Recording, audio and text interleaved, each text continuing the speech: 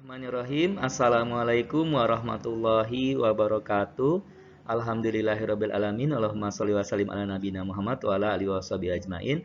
Alhamdulillah bertemu lagi dengan Bapak pada pelajaran Industri Perhotelan.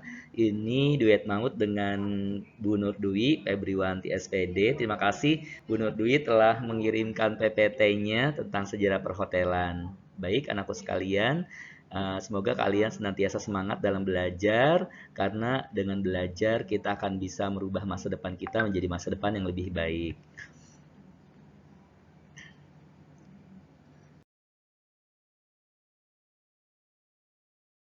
Ya, tujuan pembelajaran kali ini adalah setelah mempelajari bab ini, siswa diharapkan mampu mendeskripsikan sejarah perhotelan nasional. Yang kedua, menunjukkan kondisi sejarah perhotelan nasional. Yang ketiga, mendeskripsikan sejarah perhotelan internasional. Yang keempat, menunjukkan kondisi sejarah perhotelan internasional. Nah,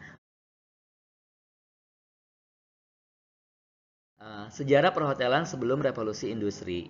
Ya, kita ketahui bersama bahwa hotel merupakan komponen utama yang harus ada dalam mengembangkan industri pariwisata. Ya, dengan adanya industri perhotelan, maka industri pariwisata menjadi maju. Ya, dengan ada industri pariwisata pun seperti itu. Dengan industri pariwisata yang semakin berkembang, maka tingkat hunian hotel semakin tinggi. Nah, di masa pandemi ini memang ujian ya bagi industri perhotelan. Ya. Uh, Bentuk penyediaan jasa akomodasi yang paling tua adalah rumah tinggal yang dikenal dengan istilah inn. Pada umumnya, inn dihuni oleh beberapa orang secara bersama-sama karena pada mulanya disediakan bagi saudagar-saudagar kaya yang melakukan perjalanan niaga. Inn juga sering disebut dengan lodge yang menyediakan tempat istirahat bagi para pedagang yang berada dalam perjalanan.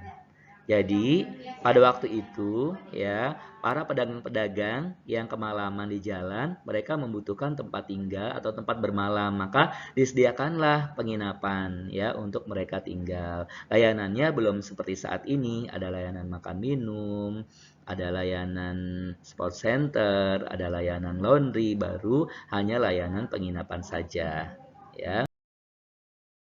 Uh, saat ini saat Uh, saat itu, perkembangan dalam sektor akomodasi tidak mendapat perhatian yang seharusnya, baik dalam hal pelayanan maupun dari sisi kesehatan atau kebersihannya.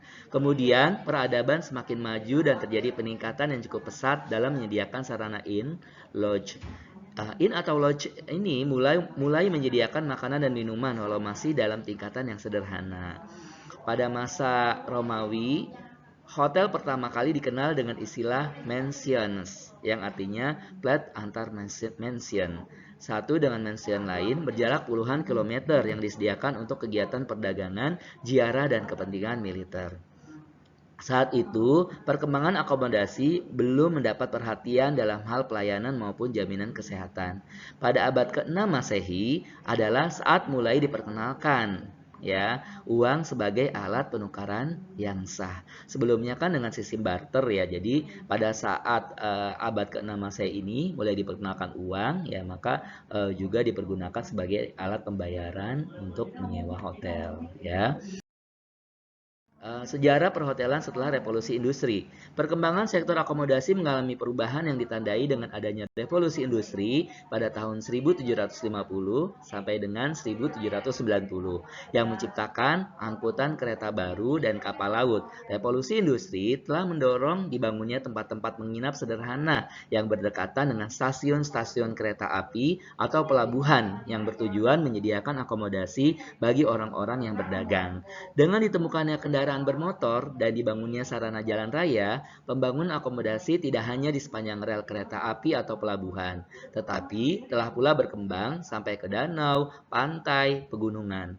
Hal ini menyebabkan dunia usaha berlomba-lomba untuk menjual hasil produksinya.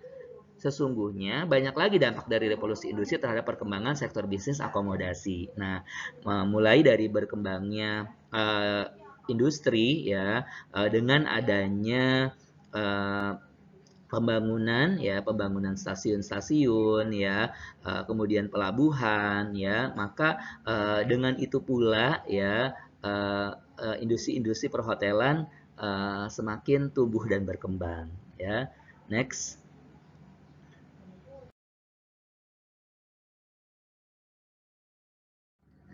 Perkembangan industri perhotelan, IN pertama kali didirikan di kota Canterbury, Inggris tahun 1129. Sedangkan di Amerika Serikat, IN tertua dibangun tahun 1607.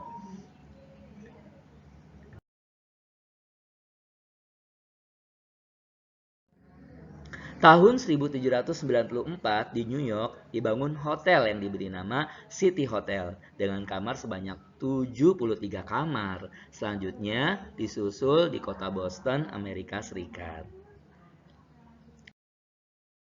Tahun 1829 dibangun hotel dengan nama The Tremont House yang merupakan cikal bakal hotel modern. Hotel ini pertama kali memperkenalkan jenis-jenis kamar single dan double. Pada setiap kamar dilengkapi kunci masing-masing, air minum di setiap kamar, pelayanan bellboy, serta memperkenalkan masakan Prancis di dunia perhotelan, ya, memperkenalkan masakan Prancis ya di dunia perhotelan, luar biasa.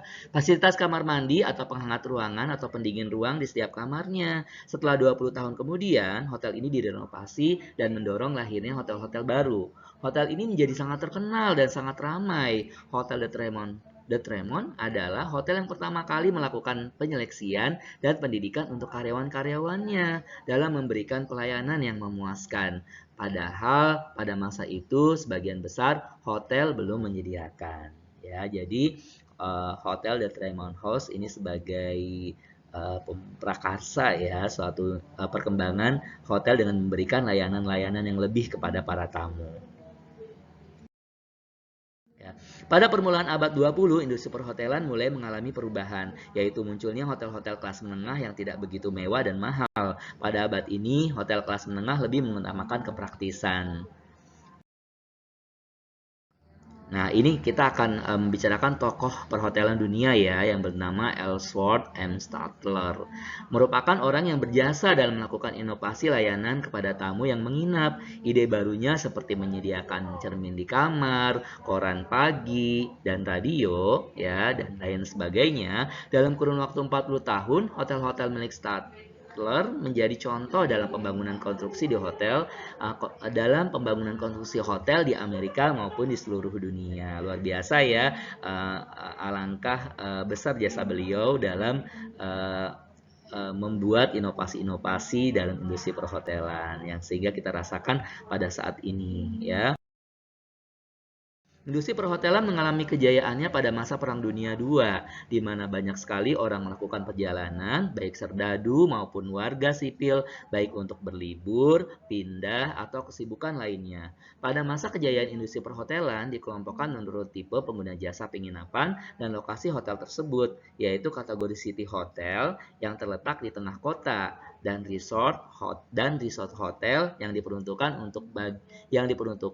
bagi wisatawan yang berwisata ke daerah pantai, pegunungan, pulau, danau, dan lain sebagainya.